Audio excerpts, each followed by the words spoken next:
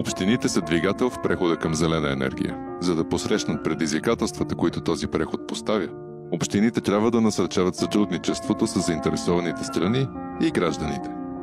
Гражданската ангажираност е отговорност на местните власти. За активно и ангажирано гражданство е необходима активна и ангажирана местна власт. Попитахме общините с какви ресурси разполагат, за да извършат прехода към зелена енергия. Община Панагюрище разполага с административен, сграден и финансов ресурс за плавното преминаване към прехода на зелена енергия. Основно ще застъпим към създаването на сътрудничество между бизнеса, местната власт и гражданите. С последните промени на Закона за възобновяеми енергийни източници дава възможност произведената енергия от възобновяеми енергийни източници да бъде продавана на пазара за електрическа енергия. Това дава възможност на общините да създават така наречените кооперативи между гражданите, физически, било то юридически лица, за да можем да произвеждаме енергия и излишъка да го продаваме при равни условия на пазара на електрическа енергия. Така че смятаме с сградния ресурс, който разполага една община и с терените, с които имаме, за да можем да осъществим този плавен преход към зелената енергия. Прехода към зелена енергия е актуална тема на днешно време. Община Дряново кандидатства по доста проекти, които държавата позволява. В момента община Дряново разполага с следните ресурси. Доста общински сгради с подходящи покриви, на които могат да бъдат инсталирани фотоволтаични панели за производство на енергия за собствено потребление. Имаме един или няколко парцела общинска собственост, които са разположени близо до трафопостове, които имат променено предназначение за производство на енергия от възобновяеми източници. Тук може би трябва да се вметне, че Дряново е една от общините с най-много слънцегреене, с много слънчеви дни в годината, което благоприятства изграждането на такъв тип инсталации за производство на енергия. Ресурсите, с които община Трявна разполага за прехода към зелена енергия, са главно от сградния фонд на община Трявна. Община Костинброд разполага с ресурси като сграден фонд, който се намира на територията на общината, както общински, така и частен. Разполага с горски ресурси, разполага с ресурси свързани с полски масиви, разполага с ресурси, разбира се, и най-важното депо за твърди битови отпадъци, което обслужва 6 общини, намиращи се в региона. И всъщност това обуславя възможността на община Костинброд да бъде една енергийно независима община или поне да се стремиме в тази посока.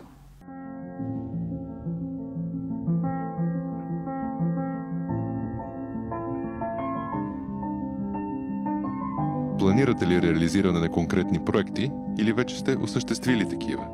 За да направим община Панагюрище енергийно независима община, е необходимо да бъдат изградени мощности. В процеса на реализиране на проект Активни граждани за независима енергийна община се родиха няколко идеи за изграждането на определени обекти. Една от които е изграждане на соларен паркинг, който се намира пред зала Арена Асарел. В близост се намира и градския парк, и стадиона, и още спортни обекти. Целта е с изграждането на този соларен паркинг да бъдат захранени съответните обекти с електрическа енергия. Също така общината разполага и с доста сгради общинска собственост. Това са училища, театър, дом, паметник, поликлиника, ГУМ, където покривните пространства позволяват изграждането на фотоволтаични електроцентрали за произвеждане на енергия. Разполагаме с доста общински сгради, които имат големи площи за разполагане на фотоволтаични централи, например. Община Трявна вече работи за повишаване на енергийната ефективност на сградите общинска собственост, като един такъв проект е за сградата на многопрофилна болница за активно лечение доктор Теодоси Витанов, където ще бъдат разположени 220 панела, фотоволтаични панела с мощност 90 кВт пика на покрива. Също така ще работим и за повишаване на енергийната ефективност на цялата сграда на болницата, като се извършват дейности по топлоизолиране на сградата и отопление с повишаване на енергийната ефективност. Друг проект, по който работи община Трявна, е сградата на общинска администрация. Започнахме вече проект по норвежката програма към Министерство на енергетиката, където изпълняваме външна топлоизолация, дограма, подмяна на осветлението с енергоспестяващо, като на покрива на общинска администрация също е предвидено разполагането на фотоволтаична централа, 54 модула с 26 кВт пика мощност. Трети проект, по който работи община Трявна към Министерство на земеделието с финансиране по програма за развитие на селските райони, е детска градина Светлина. Там се изпълняват отново енергоспестяващи мерки за енергийна ефективност, като се подменя външната топлоизолация. Отново ще бъде монтирана фотоволтаична електроцентрала на покрива, където ще се разположат 115 фотоволтаични модула. Също така изпълнихме и проект за подмяна на уличното осветление. През изминалата година подмениха се 1955 броя улични осветители с LED осветители, с което ще се намали енергията с 60%. Пропуснах да кажа, че сградата на община Трявна ще има енергийна спестяемост от 90%, което е близко до нулево потребление на електроенергия. Към това се стреми общината. Други ресурси, които използвахме, също така работим и в насока към разделно събиране на отпадъци, с което предполагам, че също ще има ефект, като сме предвидели изграждане на компостираща инсталация, както инсталация за строителни отпадъци на територията на общината. И по този начин се надяваме да намалят разходите за електроенергия към общинските сгради. Планираме реализирането на проекти, които да са свързани с енергийна ефективност на територията на общината. Като цяло в момента ще разработим и разработваме и се кандидатствали по проекти по Националния план за възстановяване и устойчивост, проекти свързани с програмата за селските райони, разбира се, и редица други проекти и възможности. Следиме постоянно възможностите, в които да може общината да се възползва и да кандидатства, защото бъдещето, както на нашата община, така и на целия регион, така и на Европа, е свързана именно с енергийната ефективност и все по-малко разпространението на вредните емисии, които напоследък са доста въобще в целия свят. Споделените действия за зелена енергия изискват прилагане на социални иновации при адекватна нормативна уредба. Необходимо е законодателство, уреждащо конкретни мерки за участие на гражданите в програмите за производство, разпространение и ползване на ВЕИ на регионално и местно ниво. Какви мерки се предприемат за активното включване на гражданите и бизнеса в процеса на производство на електроенергия на местно ниво?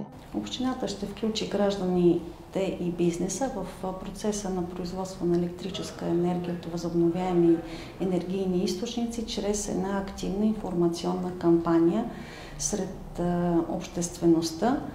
За да имаме активни граждани и ангажирани, е необходимо да имаме активна и ангажирана местна власт. Община Дряново съвместно с гражданите и бизнеса през изминалата година проведе една информационна среща за производство на енергия от възобновяеми източници за собствено потребление.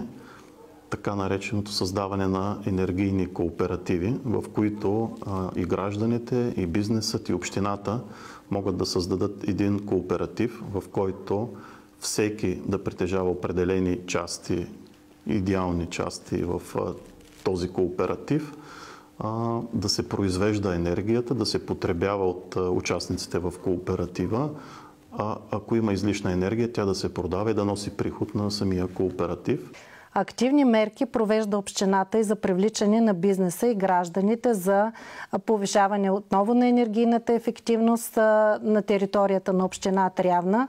По наши наблюдения много от частните фирми се направиха фотоволтаични централи по покривите на сградите. Отново минават много пупове, които също предполагат производство на електроенергия от частници. Провеждат се много информационни кампании от община Трявна, като се надяваме този проект също да спомогне за информираността на бизнеса и на гражданите и те да продължат със същите темпове да монтират фотоволтаични централи и да повишават енергийната ефективност на своите сгради. За община Костинброд е изключително важно да бъдат предприяти и насочени мерки, които са за активно включване, както на гражданите, така и на бизнеса на нашата територия. Всъщност община Костинброд е една от най-бързо развиващите се общини на територията на страната. Е една от общините, които изключително бързо и ефективно привличат инвестиции на територията на общината и може да се каже една от важните икономически клъстери в страната.